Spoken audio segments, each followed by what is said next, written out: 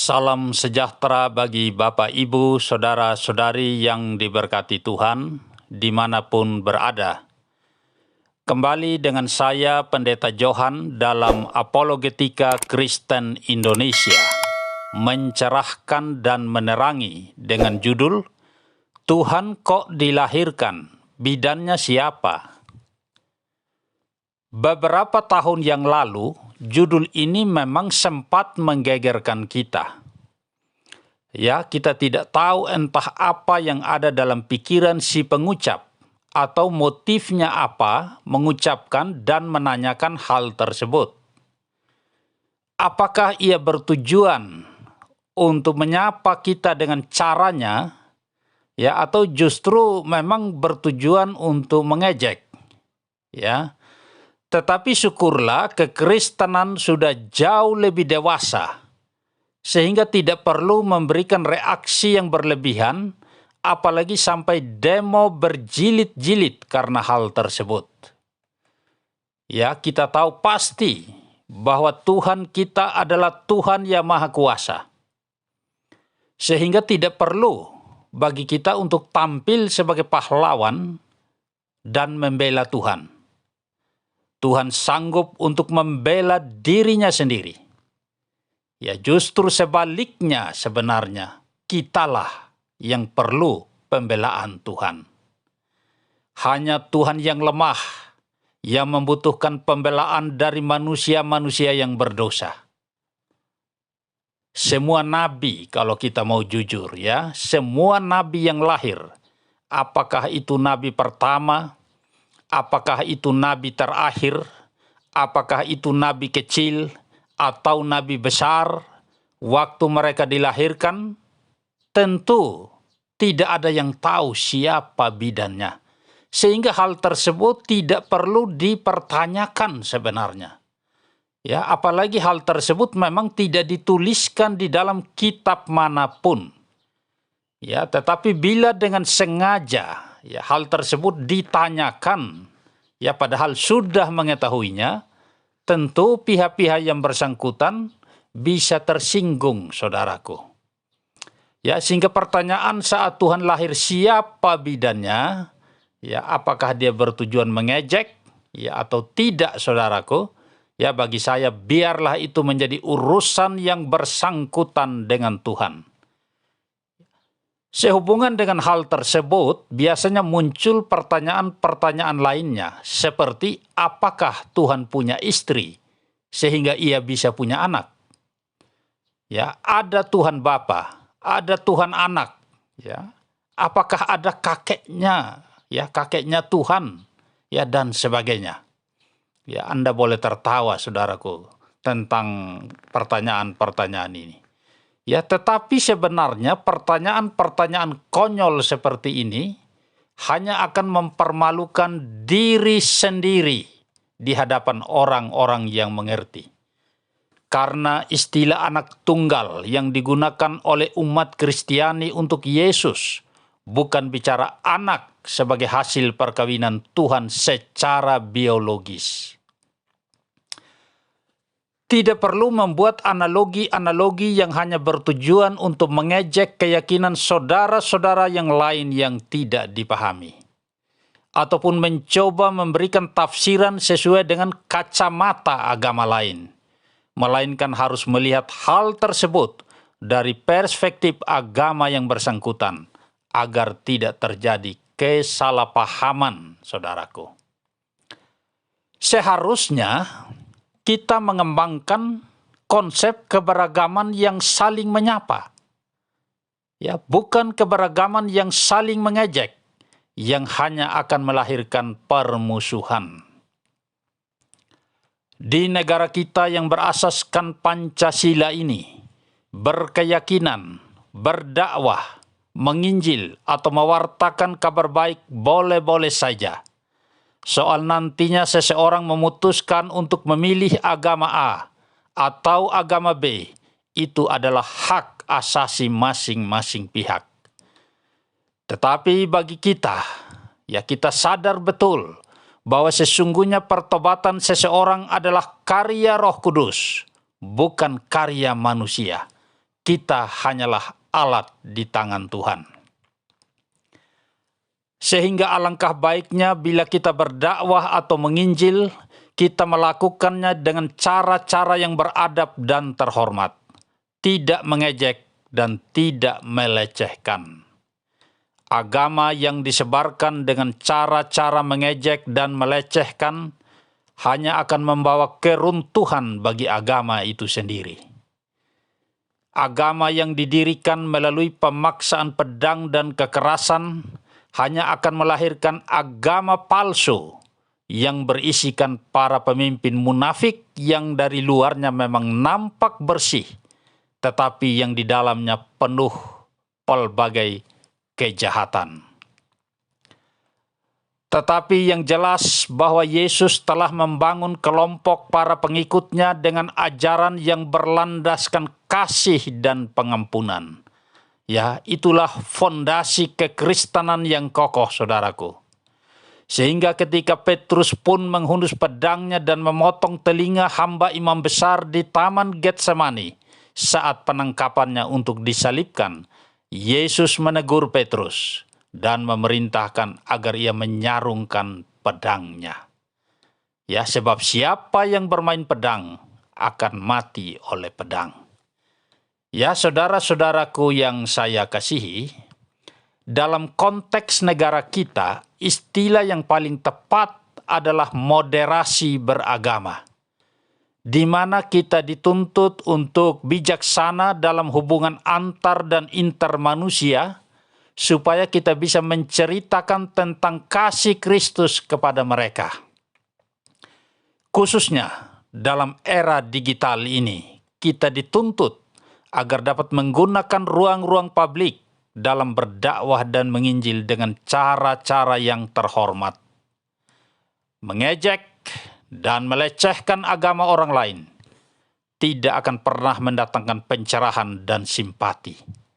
Malah hanya akan memunculkan penolakan dan resistensi terhadap saudara-saudara yang menjadi pelakunya, ya, pelaku pengejekan, ya, untuk mengejek saudara-saudara yang lain, yaitu akan menjadi bumerang bagi orang itu sendiri. Nah, sekarang kembali kepada soal kelahiran Tuhan. Apakah Tuhan bisa lahir? Ya, tentu jika ia berkehendak, maka tidak ada sesuatu pun yang mustahil baginya. Isa Al-Masih, Yeshua HaMashiach, ya, bahasa Ibrani, Yesus Kristus adalah kalimatnya Tuhan, ya, atau kalam nafsi, bukan ciptaan, melainkan kalimatnya tersebut memang sudah ada dalam dirinya Tuhan dalam kekekalan. Kalau sang firman itu atau sang kalam itu adalah ciptaan, maka akan menjadi tidak logis, saudaraku. Masa ada bagian dalam diri Tuhan yang adalah ciptaan? Ya, sehingga saudara-saudara, kita perlu berhati-hati dalam menolak Yesus sebagai sang firman yang menjadi manusia, yang lahir melalui anak darah Maria, ya, sebelum segalanya menjadi terlambat. Kalau sampai Tuhan bisa dilarang oleh manusia supaya tidak boleh melalui lahir, maka itu artinya manusia-manusia yang melarang tersebut lebih berkuasa daripada Tuhan itu sendiri. Tuhan yang bisa dilarang adalah Tuhan yang palsu, yang otoritasnya lebih rendah atau yang berada di bawah otoritas manusia yang melarangnya. Dan Tuhan yang tidak dapat menjadi manusia, ya, tidak dapat lahir sebagai manusia, tentu adalah Tuhan yang terbatas, ya, tidak maha kuasa. Tetapi kita tahu bahwa Tuhan kita adalah Tuhan yang punya kehendak yang berdaulat penuh dan maha kuasa. Saudara-saudaraku yang saya hormati, dalam melaksanakan misi penyelamatan umat manusia yang terhilang dalam kuasa dosa, iblis, dan kematian yang kekal, sang firman itu telah lahir sebagai manusia, bergaul dengan manusia, membawa pesan-pesan moral, membawa pesan-pesan pembebasan, dan akhirnya menjadi korban tebusan bagi banyak orang. Dalam artian, ia menjadi manusia untuk menggantikan posisi manusia yang berdosa dengan segala kutukan dan sakit penyakitnya. Penyakit yang paling parah yang tidak ada obatnya adalah penyakit dosa. Karena itu ia menjadi manusia untuk menyelamatkan manusia. Sesuai dengan firman-Nya yang sudah ia sampaikan melalui nubuatan para nabi. Zaman dahulu, ya, salah satu ayat nubuatan Tuhan mengenai kelahiran Sang Mesias, Sang Pembebas umat manusia itu terambil dari Yesaya pasal 9 ayatnya yang ke-6, versi ILT, ya, versi literal. Ya, demikian bunyinya. Sebab seorang anak telah lahir bagi kita, seorang putra telah diberikan kepada kita, dan pemerintahan ada di pundaknya, dan namanya disebut Ajaib, Penasihat, Elohim yang perkasa, Bapa yang kekal, Raja damai. Ya, kalau bahasa Ibraninya berbunyi begini, Ki yelet yulat lanu benitan lanu watehi hamisrah al sikmo wayikra semo pele yoets el gibor afiat sar salom. El gibor itu arti tepatnya adalah El, ya, bentuk tunggal, ya, bukan Elohim, tapi El sebenarnya itu. Ya, El yang perkasa. Jadi seorang putra yang lahir itu adalah El, ya. El itu sang pencipta satu-satunya, ya, tunggal, ya, El yang perkasa. Kita tahu bahwa segala sesuatu dijadikan atau diciptakan oleh Sang Firman itu. Dan Sang Firman itulah yang akhirnya mengambil rupa daging, ya, mengambil rupa seorang manusia dan lahir melalui seorang darah. Beberapa waktu yang lalu, seorang rabi, ya, rabi dari Israel bernama Tovia Singer, pernah memprotes ayat Yesaya 9 ayat 6 ini yang digunakan oleh orang-orang Kristen untuk menunjuk kepada Yesus. Hal itu ditudingnya sebagai akrobatik teologis. Menurutnya, karena ada kalimat seorang putra telah diberikan kepada kita, maka ayat ini mengacu kepada peristiwa yang telah terjadi, katanya. Ya, bentuk past tense. Ya, dan hal ini mulai ditiru oleh tetangga sebelah, oleh saudara-saudara kita untuk menjadikannya senjata dalam menyerang dan mementahkan iman pokok Kristiani. Ya, oleh rabi itu, seorang putra yang telah diberikan itu, menurut dia, hal itu diidentifikasinya sebagai Raja Israel bernama Hizkia, dan bukan Yesus yang akan datang sebagaimana anggapan orang-orang Kristen. Ya, saudaraku. Dia lupa, ya, bahwa seorang nabi yang bernubuat seperti Nabi Yesaya ini sedang berbicara dalam dimensi spiritual. Ya, Yesaya adalah seorang nabi yang bernubuat tentang datangnya seorang Mesias, pembebas bagi umat manusia. Karena itu ia melihat jauh ke depan pada masa yang akan datang, seakan-akan ia telah berada pada masa itu. Ia melihat sang putra itu dalam dimensi spiritual, ya, telah diberikan, sehingga ia memakai kata telah lahir atau telah diberikan kepada kita seorang putra. Ya, saudaraku, Raja Hizkia itu bukan El Gibor, saudaraku, bukan sama sekali. Ya, dia bukan El yang perkasa. Ya, El Gibor itu adalah gelarnya Tuhan. Hizkia itu bukan Afiat, ya, bukan Bapa yang kekal. Mengapa? Karena ia sudah mati, saudaraku. Bahkan tubuhnya belum dibangkitkan. Dan ia sendiri tidak kekal karena ada awalnya. Ya, sedangkan Yesus prainkarnasi, sebagai firman yang ada di dalam pangkuan Bapa, ya, atau di dalam diri Bapa, sudah ada bersama-sama dengan Bapa di dalam kekekalan sebelum kelahiran insaninya. Ya, kemudian ada kata semopele, ya, dalam Yesaya pasal 9 ayat 6 itu, ya. Artinya namanya ajaib. Tidak ada keajaiban apapun dalam nama Hizkia. Tidak ada, saudaraku. Ya. Kalau dalam Yesus jelas, ya, Kisah Para Rasul 4 ayat 12 mengatakan, sebab di bawah kolong langit ini tidak ada nama lain yang diberikan kepada manusia, yang olehnya kamu dapat diselamatkan, selain di dalam Dia, ya, di dalam Kristus Yesus Tuhan. Ya, itu saudaraku. Ya, jadi namanya ajaib. Bahkan setan-setan pun tunduk dalam namanya. Hal ini sudah terbukti, saudaraku, ya, dalam pelayanan-pelayanan pengusiran setan yang dilakukan oleh orang-orang yang percaya. Kemudian, ya, kalau masih mau diprotes kata telah itu, ya, contoh lain penggunaan kata telah, ya, telah menimpa, seperti yang dikatakan di dalam Yesaya 53 ayat 6, saudara-saudara. Ya, ini menunjuk kepada masa yang akan datang sebagai bentuk profetik. Ya, tetapi ayat itu mengatakan telah ditimpakan kepadanya. Ya, bunyinya sebagai berikut kira-kira.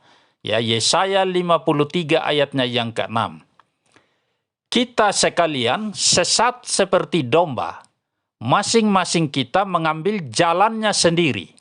Tetapi Tuhan telah menimpakan kepadanya kejahatan kita sekalian. Ya, telah, saudaraku. Ini sudah terjadi atau belum pada masa ayat ini diucapkan oleh Nabi Yesaya? Belum, saudaraku. Ya, kalau belum, kenapa Yesaya menggunakan kata telah? Ya, silakan saudara baca ayat 1-5. Di situ jelas sekali yang mengacu kepada penggenapan-penggenapan yang terjadi di dalam diri Yesus, saudaraku. Tidak ada sosok manapun yang menggenapi ayat ini sebelum masa Nabi Yesaya dalam sejarah Israel. Tidak ada, saudaraku. Ayat dalam kitab Nabi Yesaya ini merupakan ayat nubuatan mesianik yang digenapi dengan sempurna di dalam diri Kristus. Ya, mana ada bilur-bilur manusia berdosa, ya, seperti Raja Hizkia ini yang sanggup membuat umat manusia disembuhkan, ya, atau paling tidak yang sanggup membuat umat Israel disembuhkan, saudara-saudaraku. Ya, tidak ada. Raja Hizkia tidak menggenapi itu. Bahkan nabi-nabi yang lain pun tidak, saudaraku. Justru penggalan akhir ayat dari Yesaya 53 ayat 6 ini dikutip oleh Rasul Petrus, ya, murid langsung Yesus, untuk menunjuk, ya, secara spesifik kepada penyaliban Yesus. Seperti tertera dalam 1 Petrus 2 ayatnya yang ke-24. Ya, bunyinya demikian.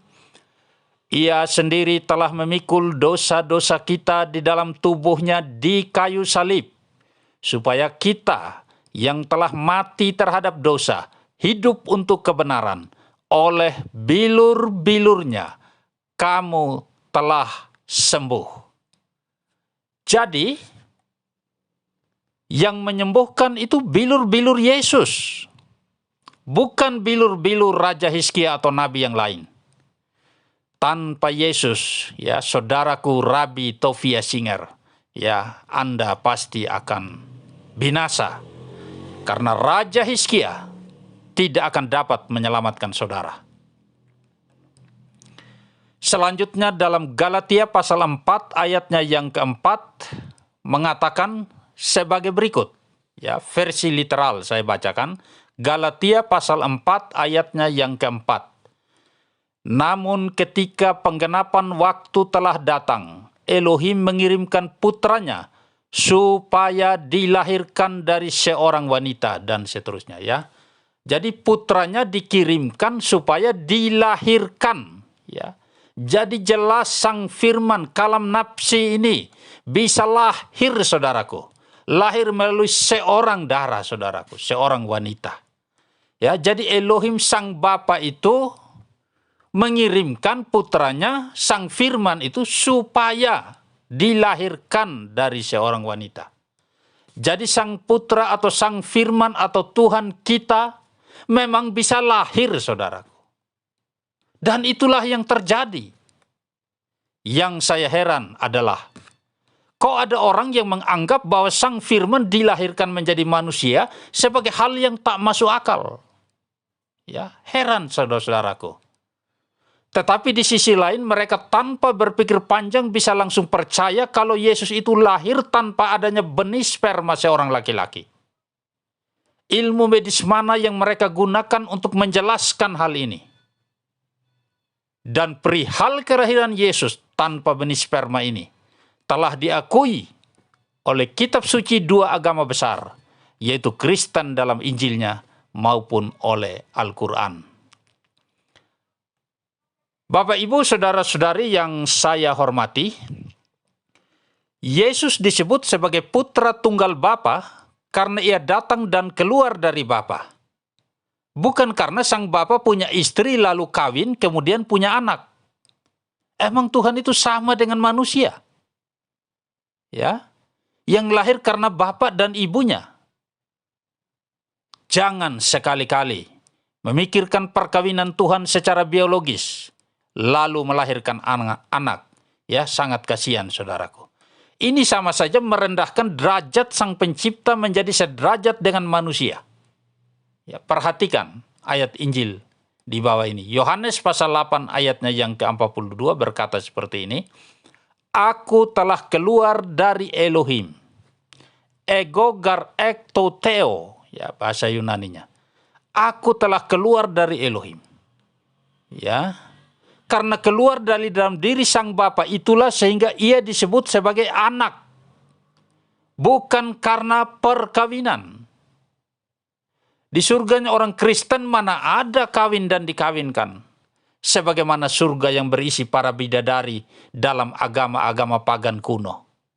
Ya, itu hanya terjadi dalam agama-agama pagan kuno, saudaraku. Ya, tidak ada dalam konsep Alkitabiah, dan tidak ada dalam konsep ajaran para nabi dan para rasul yang terdahulu. Ya, tidak ada. Saudara boleh periksa dalam seluruh kitab Tanak, ya. Tanak itu singkatan dari Torah, ya, kitab Taurat, Neviim, ya, N-nya Neviim, kitab nabi-nabi, dan Ketuvim, tulisan-tulisan suci. Sampai tahun kuda pun, saudaraku, saudara tidak akan pernah ketemu ada ayat yang menyatakan Tuhan punya istri, Tuhan kawin lalu punya anak. Kecuali dalam kitab nabi palsu akhir zaman. Ya, kekristenan sama sekali tidak mengenal konsep Tuhan kawin kemudian memiliki anak. Maka benarlah kalimat yang mengatakan kafirlah orang-orang yang berkata bahwa Tuhan itu kawin, beranak, dan diperanakan. Ya, merekalah sebenarnya yang punya konsep seperti ini. Ya, dan itu disebut sebagai orang yang kafir, saudara-saudaraku. Kalau punya konsep Tuhan kawin, ya, secara biologis melahirkan anak, sedangkan kekristenan tidak pernah meyakini, ya, atau tidak pernah punya pemikiran bahwa Sang Bapa kawin, ya, dengan Tuhan Ibu, lalu melahirkan Tuhan anak. Ya, ini tuduhan yang sangat-sangat tidak benar kalau sampai ada yang berpikiran seperti itu. Bapak, Ibu, saudara-saudara yang saya kasihi, ya, kalau mau jujur sebenarnya ada banyak istilah dalam kehidupan ini yang dapat menjelaskan perihal adanya anak tanpa harus terjadinya proses kawin-mawin atau hubungan seks. Ya, misalnya anak kunci. Apakah ada bapak kunci, saudaraku? Apakah ada ibu kunci? Apakah terjadi perkawinan antara bapak dan ibu kunci sehingga melahirkan anak kunci? Ya, anak sungai. Apakah ada bapak sungai? Apakah ada ibunya sungai? Ya, atau istrinya sungai? Apakah ada perkawinan antara bapak dan ibu sungai sehingga melahirkan anak sungai? Ya, dan masih banyak istilah-istilah serupa, saudaraku, ya, yang bisa menjelaskan hal ini. Ya, kalau memang mau mengerti, ya. Kalau sudah tidak mau mengerti, memang tertutup, ya lain lagi ceritanya. Ya, tertutup terhadap kebenaran. Itulah kafir. Ya. Jadi berpikiran bahwa Tuhan punya istri sehingga ia kawin dan mempunyai anak adalah bagian dari pemikiran pagan yang terkutuk, yang bisa memimpin kepada cacat nalar yang menyebabkan kerusakan iman yang sulit untuk diobati. Ya, dan itu, saudara, konsep atau dalil atau akidah semacam itu, ya, akan membawamu, ya, ke dalam neraka jahanam, ke dalam penghukuman. Dalam pikirannya yang tertutup, ya, mereka bertambah-tambah dalam dosa dengan ejekan-ejekan yang tidak diketahuinya. Karena itu, saudara-saudaraku, ya, biarkanlah mereka itu. Ya, setiap orang telah tersedia upah baginya, ya, di dalam sorga, ya. Tuhan telah menyediakan upah bagi setiap orang. Ya, entah itu baik, entah itu jahat. Ya, saudara-saudaraku yang Tuhan kasihi, saudara-saudara yang Tuhan berkati, ya, demikianlah yang bisa kami sampaikan dalam kesempatan yang sangat berbahagia ini. Ya, jika Bapak, Ibu, saudara-saudara diberkati dengan pelayanan ini, silakan di-subscribe, like, dan bagikan untuk kemajuan pelayanan channel ini, yang akan kami terus kembangkan agar menjadi berkat bagi banyak orang. Ya, perbedaan bagi yang men-subscribe adalah semua video dalam channel ini menjadi milik subscriber dan bisa digunakan untuk tujuan-tujuan yang positif tanpa harus meminta izin. Mari kita bergandengan tangan untuk melayani bersama-sama dan bersama-sama melayani sesuai dengan talenta kita masing-masing. Ya, kami telah berusaha semaksimal mungkin untuk melakukan bagian kami bagi kemuliaan namanya.